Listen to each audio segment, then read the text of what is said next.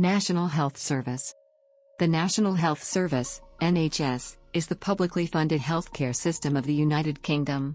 It is made up of four separate systems: the National Health Service in England, NHS Scotland, NHS Wales, and Health and Social Care in Northern Ireland. They were established together in 1948 as one of the major social reforms following the Second World War. The founding principles were that services should be comprehensive, universal and free at the point of delivery. Each service provides a comprehensive range of health services, free at the point of use for people ordinarily resident in the United Kingdom, apart from dental treatment and optical care. The English NHS also requires patients to pay prescription charges with a range of exemptions from these charges. Each of the UK's health service systems operates independently, and is politically accountable to the relevant government, the Scottish Government, Welsh Government, Northern Ireland Executive, and the UK Government, responsible for England's NHS. Since 2013, operational responsibility for the NHS in England has been passed to NHS England. NHS Wales was originally part of the same structure as that of England until powers over the NHS in Wales were first transferred to the Secretary of State for Wales in 1969 and thereafter, in 1999, to the Welsh Assembly as part of Welsh devolution. Some functions may be routinely performed by one health service on behalf of another. For example, Northern Ireland has no high-security psychiatric hospitals and depends on hospitals in Great Britain, routinely at Carstairs Hospital in Scotland for male patients and Rampton Secure Hospital in England for female patients. Similarly, patients in North Wales use specialist facilities in Manchester and Liverpool, which are much closer than facilities in Cardiff, and more routine services at the Countess of Chester Hospital. There have been issues about cross-border payments. Taken together, the four national health services in 2015-16 employed around 1.6 million people with a combined budget of £136.7 billion. In 2014, the total health sector workforce across the UK was 2,165,043. This broke down into 1,789,586 in England, 198,368 in Scotland, 110,292 in Wales and 66,797 in Northern Ireland. In 2017, there were 691,000 nurses registered in the UK, down 1,783 from the previous year. However, this is the first time nursing numbers have fallen since 2008. Every 24 hours it sees 1 million patients, and with 1.7 million staff it is the fifth biggest employer in the world. Although there has been increasing policy divergence between the four national health services in the UK, it can be difficult to find evidence of the effect of this on performance since, as Nick Dimmons says, some of the key data needed to compare performance, including data on waiting times, is defined and collected differently in the four countries. Statistics released in December 2017 showed that, compared with 2012, 9% fewer patients in Scotland were waiting more than 4 hours in accident and emergency, whereas in England the number had increased by 155%. However, since then Scotland, in common with the other three UK countries, has experienced increasing pressure in Scottish accident and emergency departments with deteriorating waiting times. When purchasing drugs, the NHS has significant market power that, based on its own assessment of the fair value of the drugs, influences the global price, typically keeping prices lower. Several other countries either copy the UK's model or directly rely on Britain's assessments for their own decisions on state-financed drug reimbursements. History. Dr. Somerville Hastings, president of the Socialist Medical Association, successfully proposed a resolution at the 1934 Labour Party conference that the party should be committed to the establishment of a state health service. Conservative MP and Health Minister, Henry Willank, first proposed the National Health Service in 1944 with the publication of a white paper, A National Health Service, which was widely distributed in full and short versions as well as in newsreel by Henry Willank himself. Aaron Bevan's National Health Service became Westminster legislation for England and Wales from 1946 and Scotland from 1947, and the Northern Ireland Parliament's Public Health Services Act 1947. NHS Wales was split from NHS England in 1969 when control was passed to the Secretary of State for Wales before transferring to the Welsh Executive and Assembly under devolution in 1999. Calls for a unified medical service can be dated back to the Minority Report of the Royal Commission on the Poor Law in 1909, but it was following the 1942 Beveridge Report's recommendation to create comprehensive health and rehabilitation services for prevention and cure of disease that cross-party consensus emerged on introducing a national health service of some description. When Clement Attlee's Labour Party won the 1945 election, he appointed Aneurin Bevan as Health Minister. Bevan then embarked upon what the official historian of the NHS, Charles Webster, called an audacious campaign to take charge of the form the NHS finally took. The NHS was born out of the ideal that good healthcare should be available to all, regardless of wealth.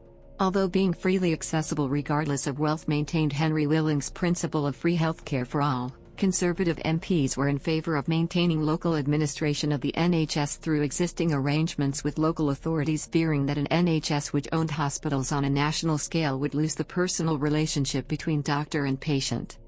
Conservative MPs voted in favour of their amendment to Bevan's bill to maintain local control and ownership of hospitals and against Bevan's plan for national ownership of all hospitals. The Labour government defeated Conservative amendments and went ahead with the NHS as it remains today, a single large national organisation, with devolved equivalents, which forced the transfer of ownership of hospitals from local authorities and charities to the new NHS. Bevan's principle of ownership with no private sector involvement has since been diluted, with later Labour governments implementing large-scale financing arrangements with private builders and private finance initiatives and joint ventures. At its launch by Bevan on July 5, 1948, it had at its heart three core principles: that it meet the needs of everyone, that it be free at the point of delivery, and that it be based on clinical need, not ability to pay. 3 years after the founding of the NHS, Bevan resigned from the Labour government in opposition to the introduction of charges for the provision of dentures and glasses. The following year, Winston Churchill's Conservative government introduced prescription charges. These charges were the first of many controversies over reforms to the NHS throughout its history. From its earliest days, the cultural history of the NHS has shown its place in British society reflected and debated in film, TV, cartoons and literature. The NHS had a prominent slot during the 2012 London Summer Olympics opening ceremony directed by Danny Boyle, being described as the institution which more than any other unites our nation. Eligibility for treatment. UK residents are not charged for most medical treatment, though NHS dentistry does have standard charges in each of the 4 national health services in the UK. In addition, most patients in England have to pay charges for prescriptions, though some are exempted. Aneurin Bevan, in considering the provision of NHS services to overseas visitors, wrote, in 1952, that it would be unwise as well as mean to withhold the free service from the visitor to Britain. How do we distinguish a visitor from anybody else? Are British citizens to carry means of identification everywhere to prove that they are not visitors? For if the sheep are to be separated from the goats, both must be classified. What began as an attempt to keep the health service for ourselves would end by being a nuisance to everybody. The provision of free treatment to non-UK residents, formerly interpreted liberally, has been increasingly restricted, with new overseas visitor hospital charging regulations introduced in 2015. Citizens of the EU holding a valid European health insurance card and persons from certain other countries with which the UK has reciprocal arrangements concerning healthcare can get emergency treatment without charge. The NHS is free at the point of use, for general practitioner, GP, and emergency treatment not including admission to hospital, to non-residents. People with the right to medical care in European Economic Area, EEA, nations are also entitled to free treatment by using the European Health Insurance Card. Those from other countries with which the UK has reciprocal arrangements also qualify for free treatment. Since April 6, 2015, non-EEA nationals who are subject to immigration control must have the immigration status of indefinite leave to remain at the time of treatment and be properly settled, to be considered ordinarily resident. People not ordinarily resident in the UK are in general not entitled to free hospital treatment, with some exceptions such as refugees. People not ordinarily resident may be subject to an interview to establish their eligibility, which must be resolved before non-emergency treatment can commence. Patients who do not qualify for free treatment are asked to pay in advance or to sign a written undertaking to pay, except for emergency treatment. People from outside the EEA coming to the UK for a temporary stay of more than 6 months are required to pay an immigration health surcharge at the time of visa application, and will then be entitled to NHS treatment on the same basis as a resident. This includes overseas students with a visa to study at a recognised institution for 6 months or more, but not visitors on a tourist visa. In 2016 the surcharge was £200 per year, with exemptions and reductions in some cases. It is to increase to £400 in 2018. The discounted rate for students and those on the Youth Mobility Scheme will increase from £150 to £300. From January 15, 2007, anyone who is working outside the UK as a missionary for an organisation with its principal place of business in the UK is fully exempt from NHS charges for services that would normally be provided free of charge to those resident in the UK. This is regardless of whether they derive a salary or wage from the organisation, or receive any type of funding or assistance from the organisation for the purposes of working overseas. This is in recognition of the fact that most missionaries would be unable to afford private health care, and those working in developing countries should not effectively be penalised for their contribution to development and other work. Those who are not ordinarily resident, including British citizens who may have paid national insurance contributions in the past, are liable to charges for services. There are some other categories of people who are exempt from the residence requirements, such as specific government workers and those in the armed forces stationed overseas. See also Immigration Health Surcharge. Current issues. Under pressure in recent years as a result of economic austerity, according to Unite, public satisfaction with the NHS has fallen from 70% in 2010 to 53% in 2018. Public satisfaction with NHS care is more than twice as high as for local authority-funded social care, which stands at 26%. Furthermore, the NHS is consistently ranked as the institution that makes people proudest to be British, beating the royal family, armed forces and the BBC. NHS staff, particularly nurses and doctors, are the most trusted professions in Britain. Funding. The systems are 98.8% funded from general taxation and national insurance contributions, plus small amounts from patient charges for some services. About 10% of GDP is spent on health, and most is spent in the public sector. The money to pay for the NHS comes directly from taxation. The 2008-9 budget roughly equates to a contribution of £1,980 per person in the UK. When the NHS was launched in 1948, it had a budget of £437 million, roughly £9 billion at today's prices. In 2016-17 it was £122.5 billion. In 1955 health spending was 11.2% of the public services budget.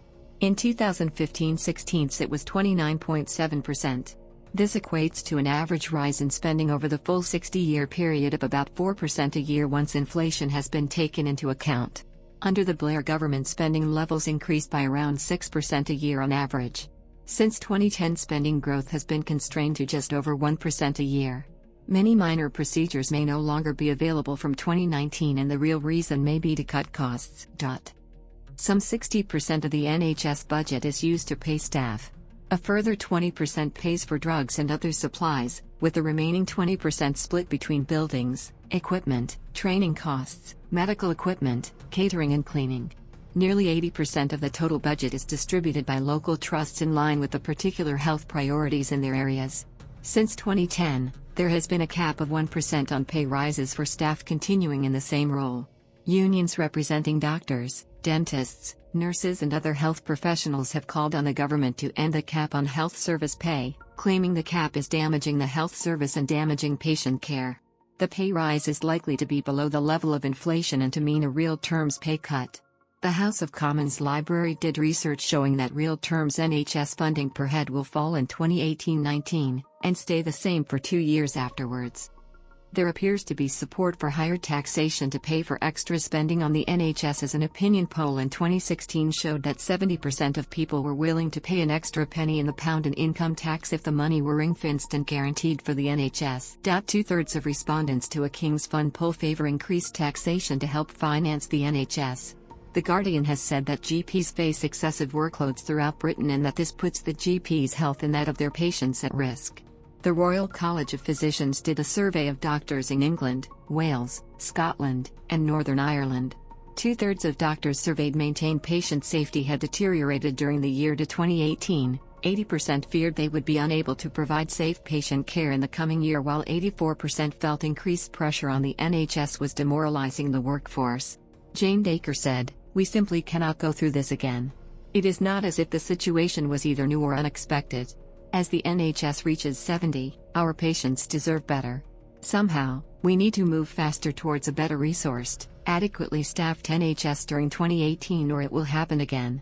At a time when the NHS is short of doctors, foreign doctors are forced to leave the UK due to visa restrictions. A study found that a fifth of doctors had faced bullying from seniors in the previous year due to pressure at work. The NHS is under-resourced compared to health provisions in other developed nations. A King's Fund study of OECD data from 21 nations revealed that the NHS has among the lowest numbers of doctors, nurses and hospital beds per capita in the Western world. Nurses within the NHS maintain that patient care is compromised by the shortage of nurses and the lack of experienced nurses with the necessary qualifications. According to a YouGov poll, 74% of the UK public believes there are too few nurses. The NHS performs below average in preventing deaths from cancer, strokes and heart disease. Staff shortages at histology departments are delaying diagnosis and start of treatment for cancer patients. In England and Scotland, cancer wards and children's wards have to close because the hospital cannot attract sufficient qualified doctors and nurses to run the wards safely. Cancer patients and child patients are having to travel very long distances to get treatment, and their relatives must travel far to visit the patients. In wards which have not closed, staff sometimes work under stress due to staff shortages. Brexit is likely to aggravate these problems. Due to the shortage of nurses, the NHS is relying on less qualified staff like healthcare assistants and nursing associates. Cancer survival rates in the UK have been rising fast but probably still lag behind the best results internationally, mainly because of late diagnosis. However, death rates from breast cancer are falling faster in Britain than in any other of the 6 largest countries in Europe, and are estimated now to have improved beyond the European average.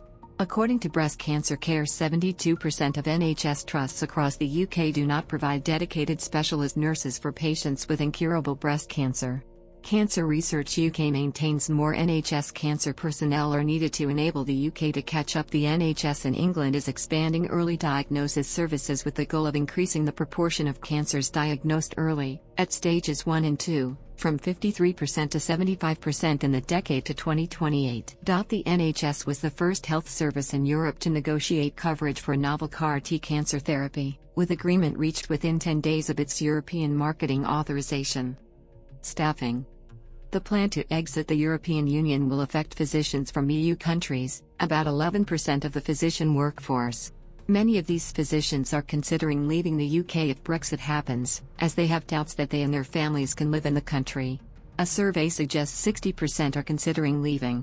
Record numbers of EU nationals, 17,197 EU staff working in the NHS, which include nurses and doctors, left in 2016.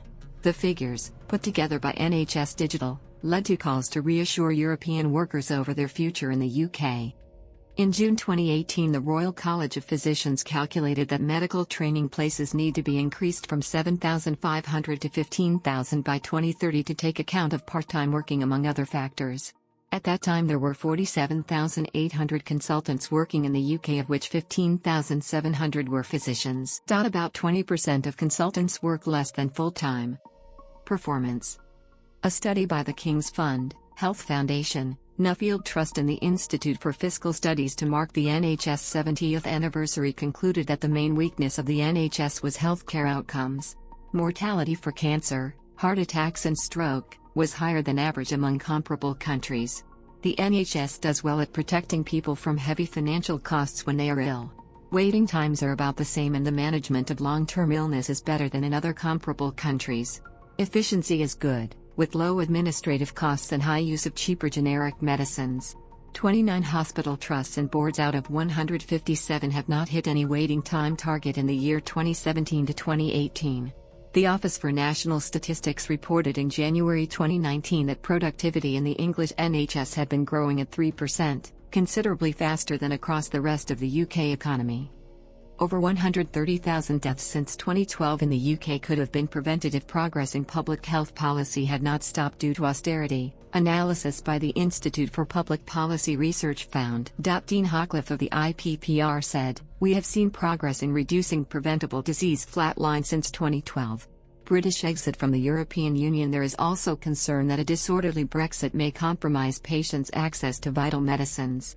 Many medical organisations are diverting resources from patient care to managing a possible worst-case Brexit scenario.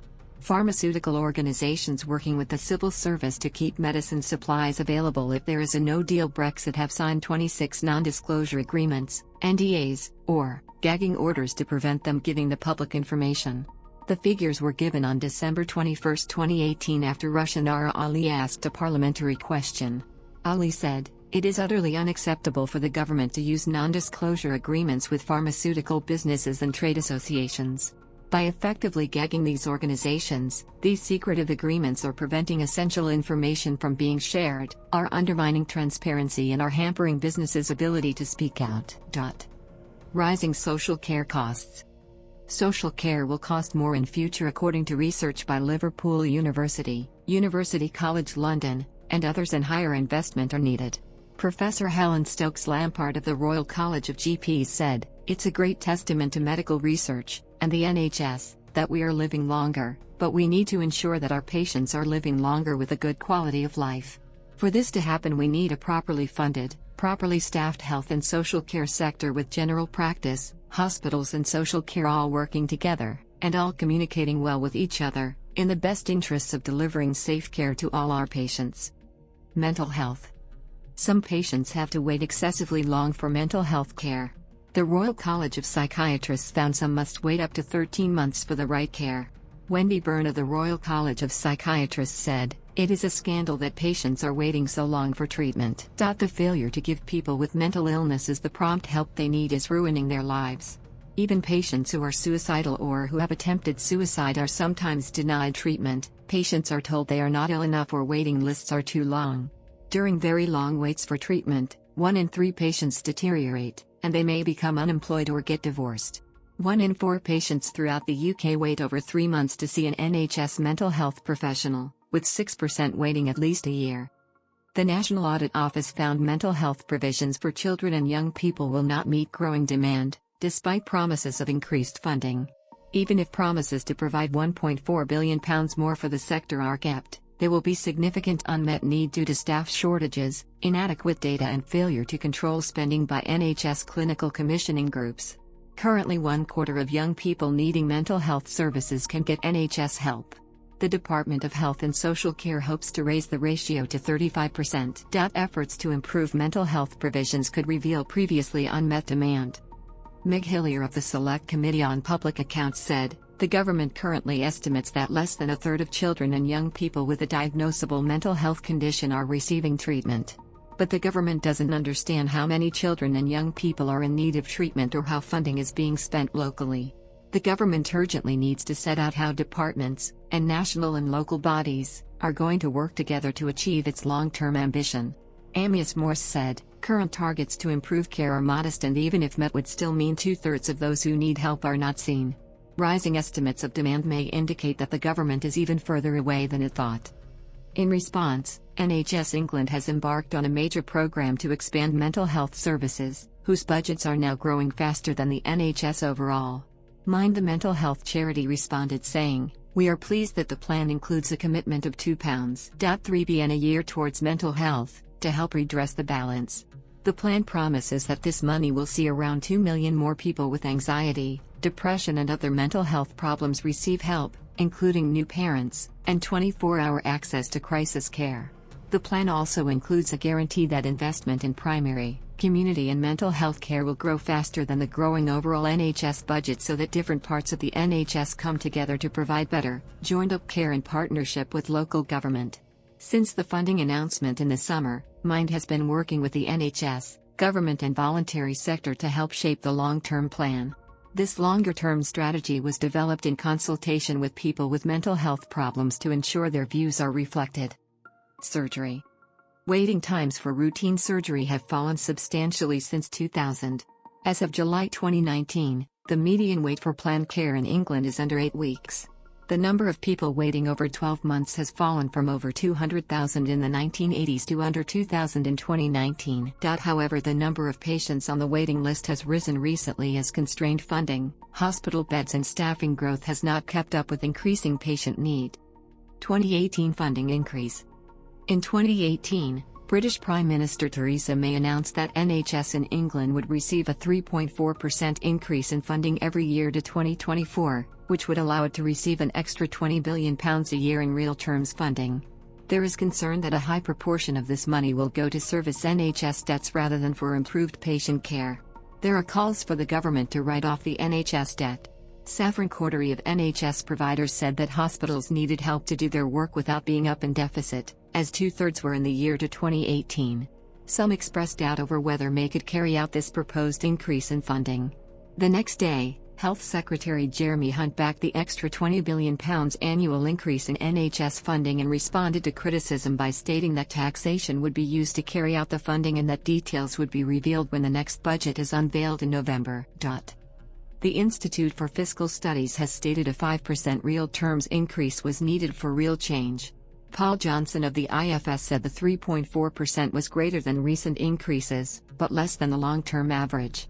Health experts maintain the money will help stem further decline in the health service, but it's simply not enough to address the fundamental challenges facing the NHS, or fund essential improvements to services that are flagging. Inflation may erode the real value of this funding increase. As part of the 2018 funding increase, the government asked the NHS to produce a 10-year plan as to how this funding would be used. On January 7, 2019, the NHS England published the NHS Long-Term Plan. Electronic systems. 21 different electronic systems are used in the NHS to record data on patients. These systems do not communicate well with each other, so there is a risk doctors treating a patient will not know everything they need to know to treat the patient effectively. There were 11 million patient interactions out of 121 million where information from a previous visit could not be accessed. Half the trusts using electronic medical records used one of 3 systems, and at least those 3 should be able to share information. A tenth of trusts used multiple systems in the same hospital. Dr. Lee Warren, who participated in the research, said, "Hospitals and GPs often don't have the right information about the right patient in the right place at the right time. This can lead to errors and accidents that can threaten patients' lives." Sale of data. Information on millions of NHS patients was sold to international pharmaceutical companies, in the US and other nations for research, adding to concerns over USA ambitions to access remunerative parts of the NHS after Brexit.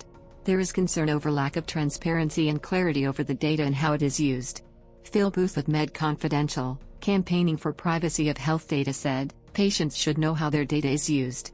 There should be no surprises. While legitimate research for public health benefit is to be encouraged, it must always be consensual, safe and properly transparent." Do patients know? Have they even been told by the 1 in 7 GP practices across England that pass on their clinical details, that their medical histories are being sold to multinational pharma companies in the US and around the world? Medicines. In November 2019, unprecedented shortages of medicines patients need developed. Drugs to treat cancer, heart disease, Parkinson's disease, mental health conditions, some eye conditions, antibiotics for tuberculosis and drugs to control epilepsy are among those in short supply. Life-saving drugs will have to be rationed, and not all patients who need them will get them. Some patients can be switched on to other drugs, though this may increase the workload of hard-pressed medical staff. Other patients cannot be switched to alternative drugs. Many problems can impact the supply chain, like IT failure, speculators stockpiling drugs, alterations in regulation and sudden disease outbreaks. Dr. Tony O'Sullivan of Keep Our NHS Public said, "The health department's guidance includes an unprecedented list of drugs unavailable or in short supply." Patients and clinicians alike should be on high alert when the advice includes how to share stocks to make them last, to prioritize patients already on specific treatments including cancer rather than a new patient, and effectively how to ration so many vital drugs. Drug companies' behavior must be controlled. We must urgently protect the NHS from further risks of loss of control of drug prices and supplies from trade deals with the US, and that requires returning it to a wholly public service. And that requires returning it to a wholly public service. And that requires returning it to a wholly public service. And that requires returning it to a wholly public service.